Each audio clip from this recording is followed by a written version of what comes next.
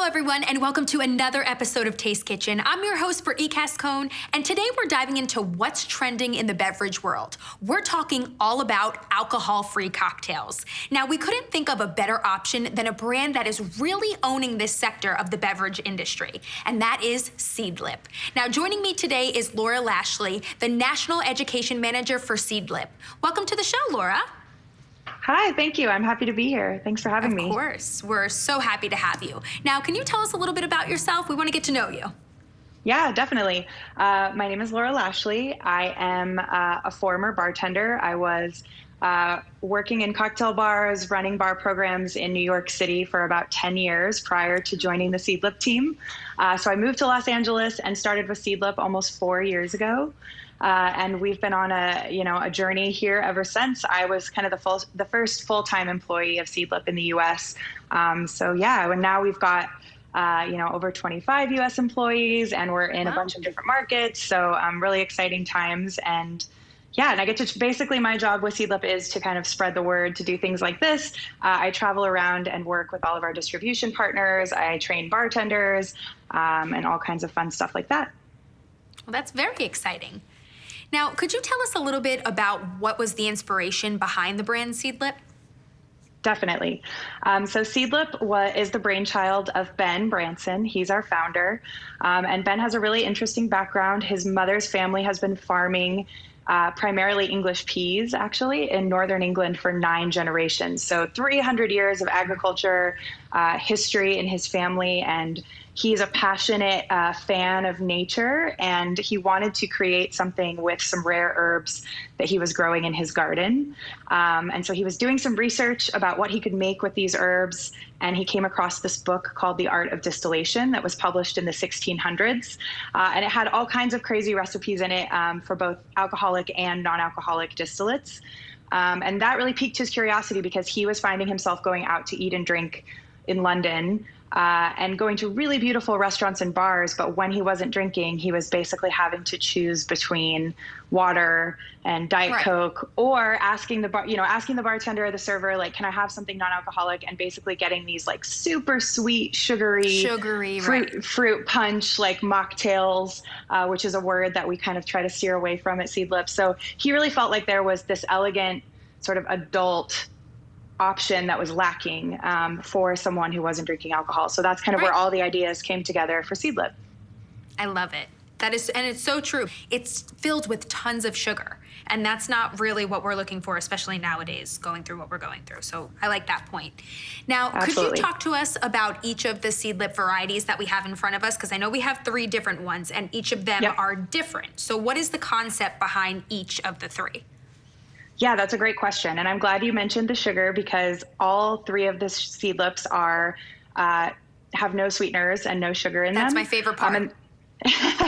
And that was, very intentional on Ben's part. He wanted to put the sugar into the hands of the bartender or into the hands of the consumer at home to decide how much of that they wanted to consume. So they all are designed to be mixed. So that's really important to note. So they're not something you're going to just pour over ice and drink on its own. They're designed to be kind of the piece of a puzzle, which would be an alcohol-free cocktail. So the first one that I love to talk about is Garden 108. So this one is our herbal expression. It has peas, hay, spearmint, rosemary, thyme, and hops. So super green and grassy, really fresh, really botanical forward. So this one really does kind of smell and taste like an English garden. I was going to say it lives up to its name. Yes, it's very accurately named. And then next up is Grove. So this one is our citrus. I think that's pretty obvious. All of the beautiful animals on the label are animals that run around the English countryside by Ben's family farm. So squirrels love oranges, which is why there's a squirrel on this label. But it has 3 kinds of orange peel in this one. So bitter orange, blood orange, and mandarin. And then lemongrass, ginger, and lemon. So this one is, flavors everybody knows and loves. It mixes really well. The lemongrass is a beautiful sort of, floral note in it, and it's really delicious and citrusy. And then last but not least, this is Spice. This is actually the original Seedlip. So this was the first that Ben developed.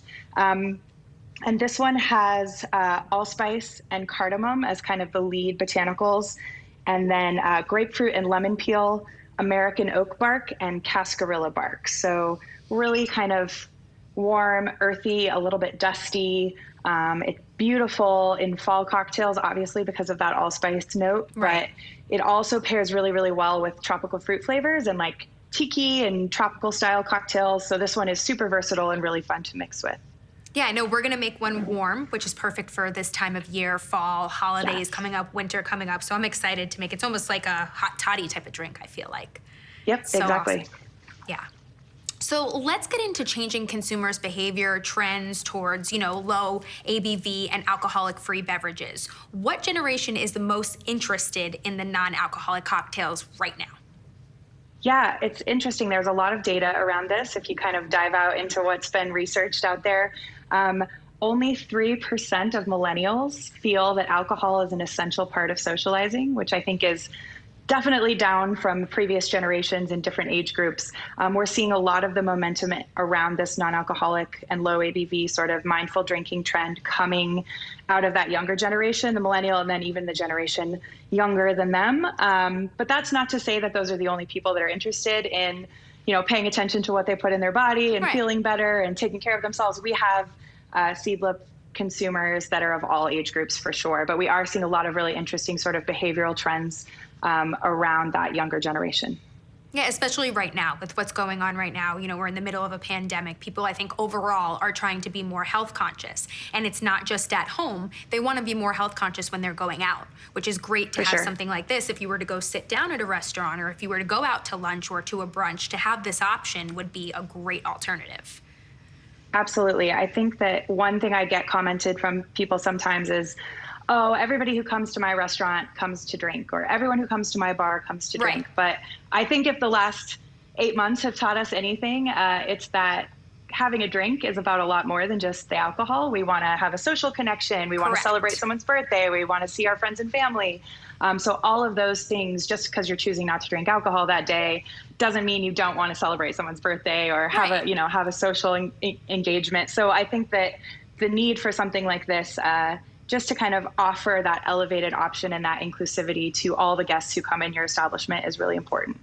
Yes, I couldn't agree with you more. You don't really see these out there, So why do you feel like it's important to start adding these into restaurants? Can you touch upon your Yeah. partnerships that you have with the restaurants and bars too? Like, how are they really interested in added this into or onto their menus, I should say? Yeah, it's been really an interesting journey. I started 4 years ago in the US right when we launched this product, and it is from the UK. So I think in general, the non-alcoholic category is a little bit further along in Europe. They have a lot more non-alcoholic spirits. They have a lot more non-alcoholic wines and beers. So Right. It's really been an interesting journey in the US. When I started, there weren't very many non-alcoholic cocktails on menus at restaurants and bars. And if there were, they were mocktails, they were super sweet, they were kind of Right. an afterthought. And we've really seen that start to change, which is, really exciting. And we've had a partnership with the Michelin Guide in 2019. We were the official non-alcoholic sponsor of the Michelin Guide.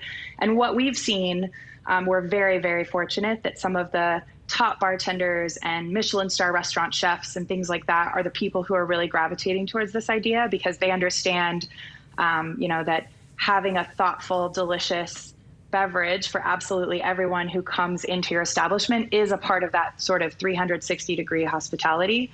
But then Right. also just, you're leaving money on the table at the end of the day if you're not offering something elevated for everybody to have a choice to drink. Absolutely. Again, back to those people who say, oh, nobody comes here. It could just be that they don't know you have something to offer them. And then when you Correct. do put it on the menu and you do make it visible and you do kind of invite them into the experience, they're really happy for the option.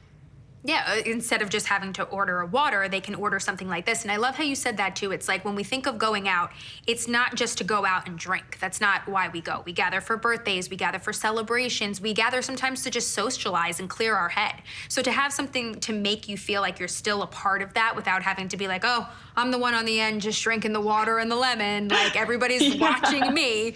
This is something that can make you still feel involved. And I think that's the whole restaurant experience. I personally love to go to restaurants and bars and try what's new on the menu. So if I saw this, I'd be like, oh, I have to try this. Even if I'm gonna have a drink later on, I just wanna try this to begin with, just because I'm in love with all of those different herbs and those flavors. I'm very familiar with them. So I would be one of those people that would be like, wow, this is new, this is different, I would try this.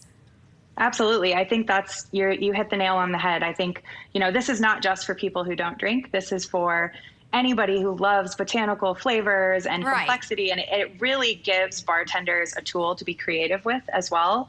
I was bartending for 10 years before working for Seedlip, and, there weren't a lot of tools to make interesting, sophisticated, non-alcoholic cocktails unless you did a lot of prep work and a lot of sort of work in advance. So when people would come to the bar and ask me for a non-alcoholic drink, I didn't have that much to offer. So I think this, it's not just for people who don't drink, it's for people who love flavor, it's for people who love new things, like you're saying. And you can definitely start your evening with a Seedlip cocktail and then move into having wine with dinner or whatever it may be. But it is just like a new experience for people to try. I love it. I definitely agree with you. Now, as the food service industry continues to face challenging times in the digital landscape and with the guidelines and restrictions on to-go alcohol, how is Seedlip a great option for restaurateurs to add to their to-go menus? Yeah, I think that's, every state has different restrictions. Every city at this point has different rules going on right now. So there are a lot of hurdles, and we understand that. But I think that, in general, non-alcoholic beverages are regulated much differently and less in terms of what you're able to offer. So definitely an opportunity to create something, if you're not able to offer to-go alcohol at your establishment at this point, this gives you an option to kind of elevate the beverage offerings beyond just the waters and the sodas and charge a little bit more for something that's a little, thoughtfully crafted and special. So Laura, do you have any important tips on crafting? Like the serving sizes, batching ratios? Yeah, I think that there's a couple of things that are different about Seedlip, obviously, than alcoholic spirits. So one thing you want to keep in mind, of course, is food safety and shelf life. There is no alcohol in there, so your batch is not going to last as long. So you need to be a little conscious of that. However, the products themselves are completely shelf stable. So what I often suggest is that, that restaurants craft the rest of the drink and then add the Seedlip into the batch at the last minute so that you're not wasting product and having to throw the Seedlip away. When you're making a traditional cocktail, there's a lot of sugar in your base spirit already. So it's just important when you're batching, when you're making any cocktail with Seedlip, but especially when you're scaling up, you want to taste to make sure that your acid and your citrus or whatever you're using for acid isn't sort of overtaking the balance of the cocktail because it is that non-sugar base. Would you say that you would be able to pair this with an alcoholic, base? Like, let's say you wanted to put this with alcohol. Could you use this as a mixer? Yeah, absolutely. I get asked this all the time. And we are super flattered at Seedlip when people enjoy the flavor so much that they want to put them into alcoholic cocktails as well. Right. They do have beautiful botanical flavors, so they can make delicious cocktails. And you mentioned low ABV when we were talking about sort of the category trends. And I think there's a lot, especially now, you might still want to enjoy a cocktail, but you don't want all of the alcohol maybe. So I find these as a really great tool to split base. If you're making, a gin cocktail and you want to use 1 ounce of your gin and 1 ounce of Seedlip, it'll lower the proof of your cocktail. So you're maybe able to kind of enjoy another cocktail or, have a little bit less alcohol overall, but you'll still get all that flavor. It won't be watered down. So primarily, of course, we want people to understand that these are a non-alcoholic option, but they are a great tool to use in the balance of your overall cocktails as well. I love it. Now, just in time for the holidays, and no, we did not plan these outfits. Look at us with our green and our red. We're so festive. Very festive. Look at us. We're already on the same page. But we're going to be crafting 3 seasonal cocktails, 0-proof cocktails. And now you're going to be showing me exactly how to do this. You're going to be walking me through all 3 of these, right? So we have an apple highball, a spice toddy, and the Grove and ginger ale. So we are probably I think we should start with the apple highball first, because that's got a lot going on with it, and I think this one's going to be one of my favorites. I'm excited about this one. I have a special place in my heart for Garden because it's a really unique flavor profile. I've never had any other beverage or food that tastes the way that this does. So this is going to be our base. So we'll start with the Garden. I'm going to put it into, if you have a 2-piece shaker, you can put it into the small side of your shaker, or if you have a 3-piece, you put it in the regular part. So I'm just going to start with a foundation. So just like you would make a cocktail with 2 ounces of an alcoholic spirit, we're going to use 2 ounces of the Seedlip Garden 108. Perfect.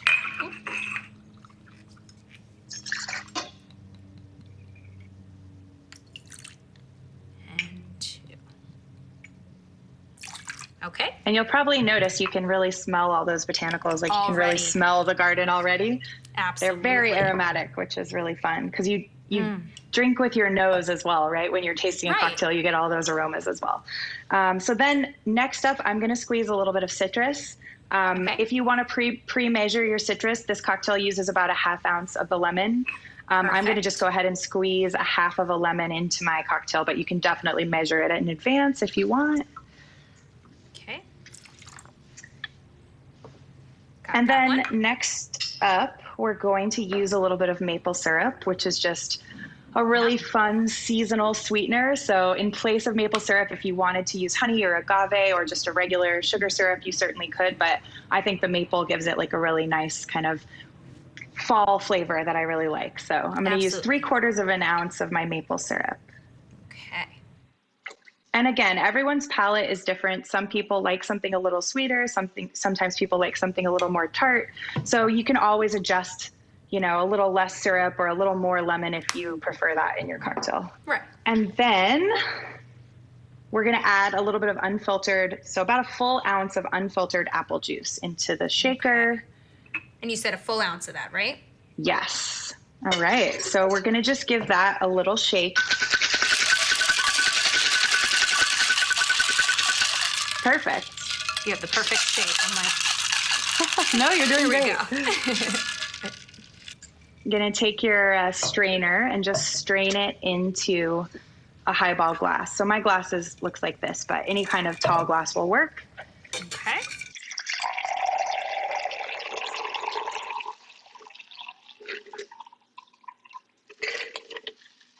And then we're just going to top up with about 4 ounces or about a half. If you have, that's my ginger ale. So club soda, you need about 4 ounces or about half of a can if you have one of these little cans. And you can kind of just eyeball it. This isn't super precise. Perfect. So add a little bit of club soda and then top it with some ice. All right. And so then just to cut a little garnish, I'm going to cut a little apple fan. So you can just cut a slice. We actually have apple fans here. This is the cutest thing I've ever seen. And then I'm just going to set that in the top. And I think the garnish is a really important part of alcohol-free cocktails. It's something that just gives it that extra thought and makes it, look and feel special, like a proper cocktail. So exactly, so you could have fooled me. Yeah, always try to give a little bit of thought and aesthetic to the garnish as well. So cheers. Okay, cheers. Let's taste it. Oh my gosh, I love this. I love this. This is a crowd pleaser, and it's really easy to make. I mean, I know it seems like there's a lot of steps, but no, it's really not. Once I did it and I wasn't so intimidated by the shaker, I think I was good. This is delicious. Very refreshing. I almost do feel, this is the one that had the spearmint in it, right? Yes, this one has the mint, the rosemary, it has all those really fresh herbaceous notes. Yeah, I can taste them. And even though we're using apple juice and maple syrup that obviously have a little bit of sugar, because the Seedlip itself doesn't, it has that nice crisp finish. So you don't, take a sip and then feel like you're drinking something that's like really sugary sweet. Yeah, it's almost like a natural sugar with those. It doesn't feel overpowering at all. Mm-hmm. Oh, I love this one. I wish everyone could try. Holiday favorite. Love this one. Okay, so now we're going to be moving on to the spice. Yes. So could you tell us a little bit about this one? What is in the spice that we're going to be working with? So you were totally correct when you said it was like a hot toddy. So this is our spice toddy. And, traditionally hot toddies are like a whiskey or a brandy with some honey and lemon and hot water or tea. So there's a million variations and ways you can make a great toddy. But this one we're going to use the Seedlip Spice for. If you have your hot water ready to go and you think you want to enjoy the cocktail over a little bit of time, what I like to do is temper my glass a little bit. So I'll pour hot water. We don't have to do this today, but this is just a fun tip for the future. If you pour hot water in your glass and let it sit for a minute or two, a minute, to kind of heat up that glass, then when you put your hot drink in the glass, it'll stay warm for longer. So that's what I like to do if it's a really cold night and I want to enjoy a hot toddy. So for this one, this one's really easy to make. We're just going to take our Seedlip Spice and again, put 2 ounces of it. 2 ounces? 2 ounces right into our toddy glass. So right into the mug.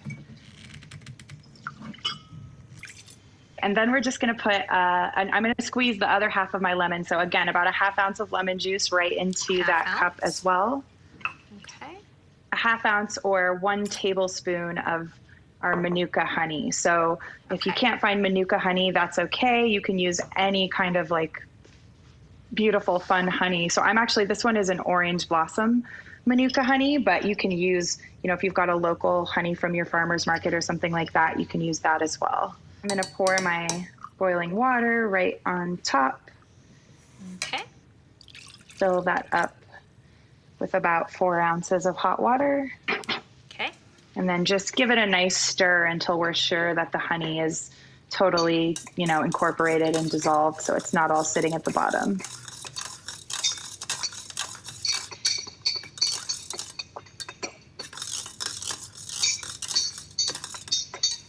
Smells delicious. Okay. All right. And then last but not least for this, I think we also need a garnish, of course, a little slice of lemon on top. Oh, smells so good. Should we cheers again and try? Yeah, let's do it. Cheers. Cheers. Oh my goodness. I love this. We do a lot of craft in order to make these liquids. They're distilled, there's, botanicals, the process is pretty complex. And so there's a lot of flavor and consideration that's already gone into the seedlip itself. So even if you just simply mix with ginger like we're going to, you're still going to get a really beautiful adult, complex beverage. So you don't have to overthink it. You don't need to add tons and tons of crazy ingredients in order to make it taste good. There is a simple solution as well. So that's what we're going to do now. Exactly. Okay. So how much? Same amount, 2 ounces with this one? Same amount. Yeah, we're going to put 2 ounces of the Grove. Okay.